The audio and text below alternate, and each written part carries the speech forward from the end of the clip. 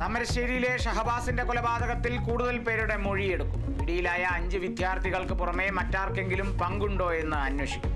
CCTV ദൃശ്യങ്ങൾ ശേഖരിച്ചു.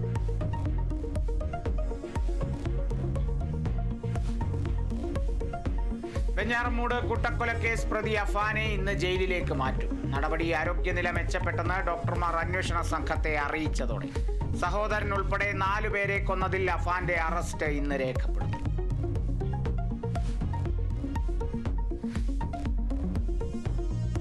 Secretariat നടയിൽ സമരം ചെയ്യുന്ന ആശാവർക്കർമാരുടെ നിയമസഭാ മാർച്ച് നാളെ നിയമസഭാ സമ്മേളനം പുനരാരംഭിക്കുന്നതോടെ സമരം ശക്തമാക്കാൻ നീക്കം. രാപ്പകൽ സമരം 21ാം ദിനത്തിൽ.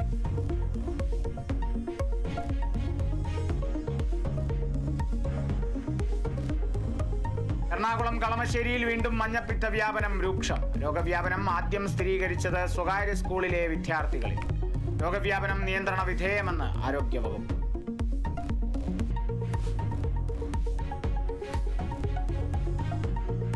സംസ്ഥാനത്ത് റംസാൻ വ്രതാരംഭത്തിന് തുടക്കം. ഇസ്ലാം മതവിശ്വാസികൾക്ക് ഇനി വ്രതശുദ്ധിയുടെ നാളുകൾ. പള്ളികളും വീടുകളും പ്രാർത്ഥനാഭരിതം.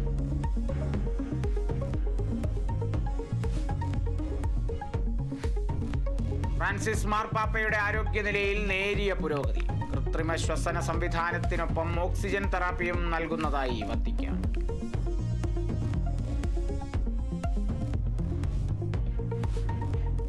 രഞ്ജി ട്രോഫി ക്രിക്കറ്റ് ചാമ്പ്യന്മാരെ ഇന്നറിയാം. പ്രതീക്ഷ കൈവിടാതെ കേരളം. വിദർഭ ബാറ്റിംഗ് പുനരാരംഭിക്കുക. 4 വിക്കറ്റ് നഷ്ടത്തിൽ 249 റൺസ് എന്ന നിലയിൽ.